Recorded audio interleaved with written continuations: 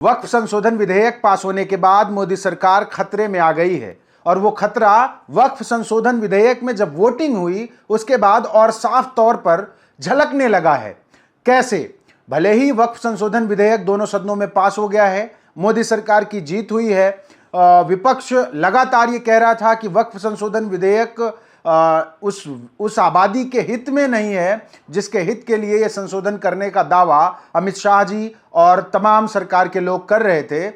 लेकिन विपक्ष के दावे के और तमाम विरोध के बाद भी विधेयक पास हो गया है। सरकार कह रही है इससे लोगों का भला होगा, लेकिन जो वोटिंग हुई है वो बता रही है, जब उसके पैटर्न को देखेंगे, जब उसकी काउंटिंग करेंगे तो आप पाएंगे कि लोकसभा में भारतीय जनता पार्टी पहली बार इतनी कमजोर नजर आ रही है।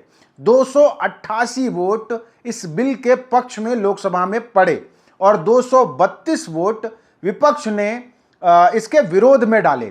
अब इसमें मजे की बात क्या है?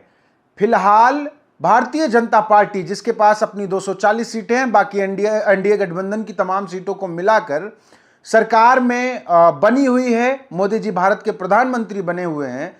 232 सांसदों ने वक्फ संशोधन विधेयक के खिलाफ वोट किया है। अगर उनके साथ 4 पार्टियों के सांसद मिला दिए जाएं जो कि इस विधेयक के पक्ष में और भारतीय जनता पार्टी के साथ वोटिंग के समय खड़े थे, लेकिन उनकी विचारधारा, उनकी मूल भावना और उनका जो चाल चलन है वो पूरे तरीके से विपक्ष के साथ मेल खाता है। भारतीय जनता पार्टी की जो वैचारिकी है, जिस लाइन पे भारतीय जनता पार्टी काम करती है, उस लाइन से बिल्कुल हटकर है। मैं बात कर रहा हूं उन 4 पार्टियों की जिन्होंने वक्फ संशोधन बिल के समर्थन में वोट किया था। वो 4 पार्टियां कौन सी हैं?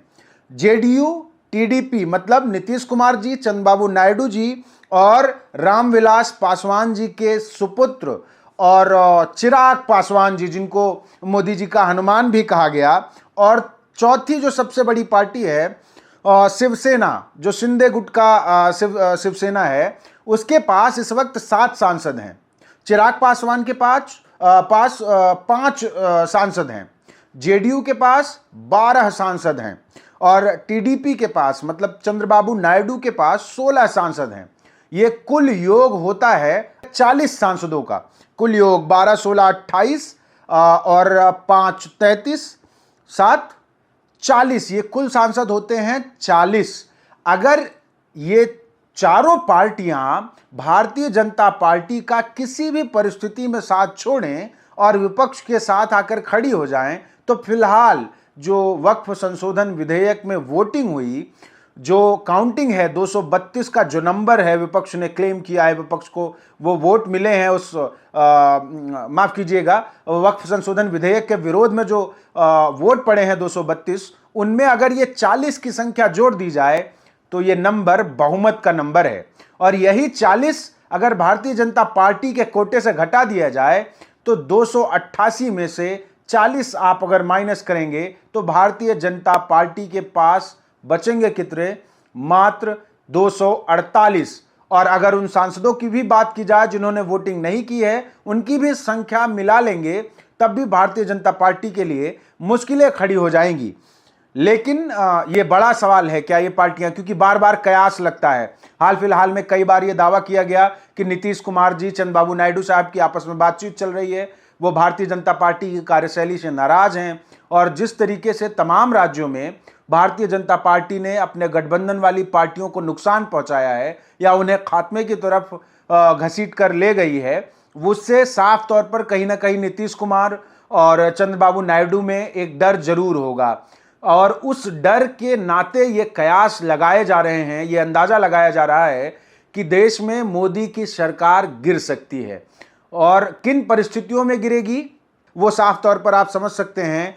सीधा सीधा आंकड़ा मैंने आपको गिनाया कि 232 विपक्ष में या वक्फ संशोधन विधेयक के खिलाफ मत पड़े और 40 सांसद इस वक्त जेडीयू, टीडीपी और एलजेपी और शिवसेना जो शिंदे गुट है, इसको मिलाकर हो रहे हैं। अगर ये चारों पार्टियां जो कि पहले भारतीय जनता पार्टी के खिलाफ लड़ती रही हैं और उनके खिलाफ खड़े रहे, रामविलास पासवान जी जिनके पुत्र चिराग पासवान है, इनकी पूरी वैचारिकी ही भारतीय जनता पार्टी के विचारों के अगेंस्ट थी और उस पूरे एजेंडे के खिलाफ थे वो।